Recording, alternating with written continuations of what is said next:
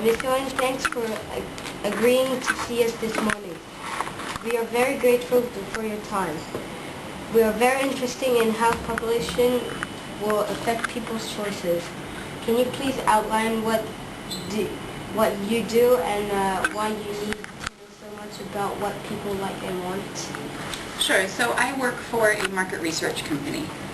And the responsibility of a market research company is that either people who are selling things, it can be shampoo or it can be cheese or it can be refrigerators, or people who are trying to help people, like for example, maybe they're trying to provide assistance to people in the rural areas to support them and to teach them about how to be healthy or how to stay healthy. Anyway, both people that are trying to sell things and also people that are trying to help people, they need to know about the people. And how do they know that? So market research companies offer to go out and ask people questions, and then we enter the data and we analyze all of that information, and we tell the people who have asked us to collect the data, we answer their questions. Sorry, just before we go on, you probably want to shut that door because it's a little bit noisy out there. Okay.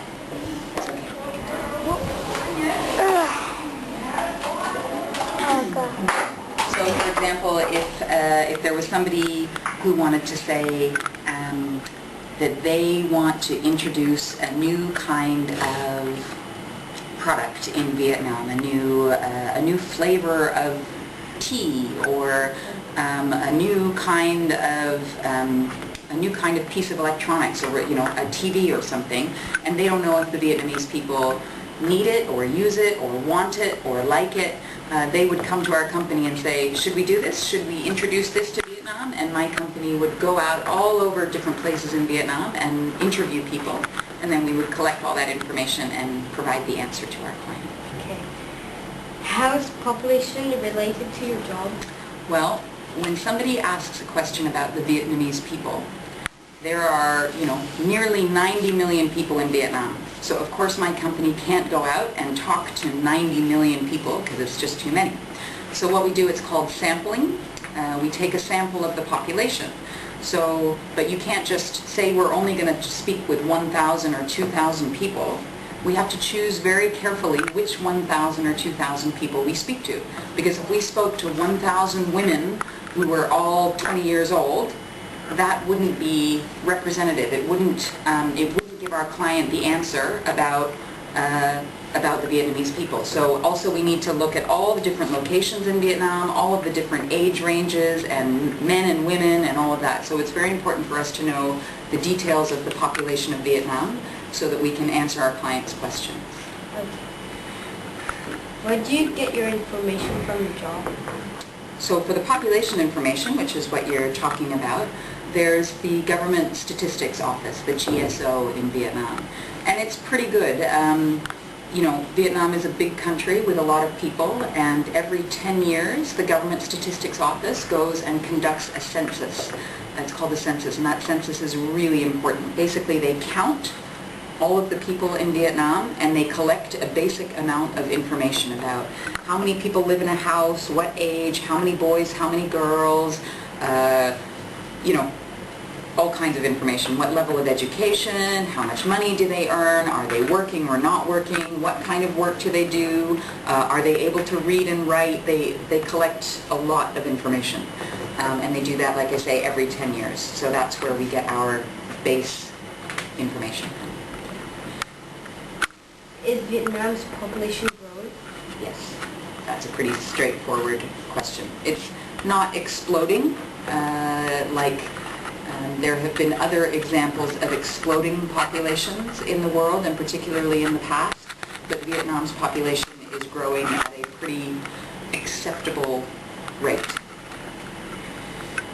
What are the reasons for this growth, and do you think? Sorry? What do you think are the reasons for this growth? Well, every population grows pretty much. We are built as human beings. We have been growing. Our population has been growing overall ever since we arrived. They're from lack of regulation and government the government allows particularly businesses and industry to operate in a way that isn't environmentally friendly.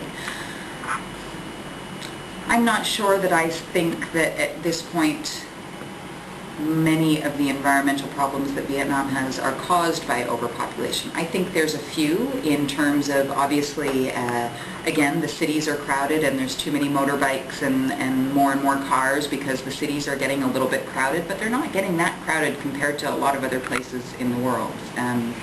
Even Ho Chi Minh City and Hanoi, which are obviously the two biggest cities, are nowhere near as crowded as places in the world that have real population problems. A little bit because people aren't taking care of their water supply, so they're polluting the river and that kind of thing, but not many of Vietnam's environmental problems are caused by overpopulation. What factors do you think will encourage the government in Vietnam to start thinking about overpopulation? Well, it's like I said before, when they realize that the education and health systems, and they're already realizing that they don't have enough, that there are 40 or 50 kids in a classroom in the public schools, that the schools are overcrowded, that people they can't find space for their children in schools, or that they can't afford to put their kids in schools because they can't find work. I think the government is already realizing that, and actually the Vietnamese government already has information campaigns. Vietnam is actually pretty progressive compared to a lot of other countries, and that means that they're open to, already there are health centers and clinics that counsel women about birth control and abortion and help them keep the number of their families down, the number of people in their families down. The interesting thing, though, is that Vietnam is a developing country. It's a growing country, and the only way that you can grow is if you have enough people to work. So in many ways, the Vietnamese government shouldn't be trying to curb its population just yet. Otherwise, how will they take care of, how will they grow the economy? How will they need people to work? And then there's a huge number of people. The biggest part of the population now is still under 40 years old, still under 35 or 40 years old. So in 15 or 20 or 25 years, that population is going to be older, right? They're going to be 50 and 60 and they're going to stop working. If you start curbing the population now, who's going to take care of them? The social systems just don't exist. So what they need is a generation of children below them to take care of them when they get older, and they also need people working and building the economy and paying taxes to create the social systems to take care of them in their old age. So the government has to be very careful about making decisions to kind of try and slow the population growth, because there's already a big population, all that's very young, that's going to need care in 15 or 20 or 30 years. Does that make sense to you? Yes. Do you think people ignore the effects of population, and why?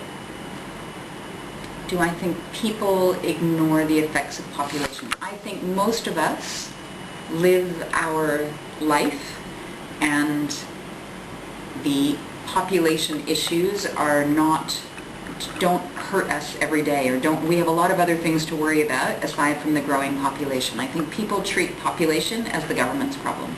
They expect the government to make rules and laws and regulations that will deal with the population. I think most people aren't aware of it, particularly in a place like Vietnam. I think if you were to ask most Vietnamese people what the population was of their city, and maybe they might know, maybe they learned the population of Vietnam in school and they might remember that, but I think if you were to ask the average Vietnamese person what's the population growth rate or any of that they would have no idea. One thing I just want to come back to, because you talked about kind of what the government can do. I don't know if you guys are aware, if you've looked at all at the census data, but an interesting thing has been happening in Vietnam, which is kind of what's been happening in China as well, but most people don't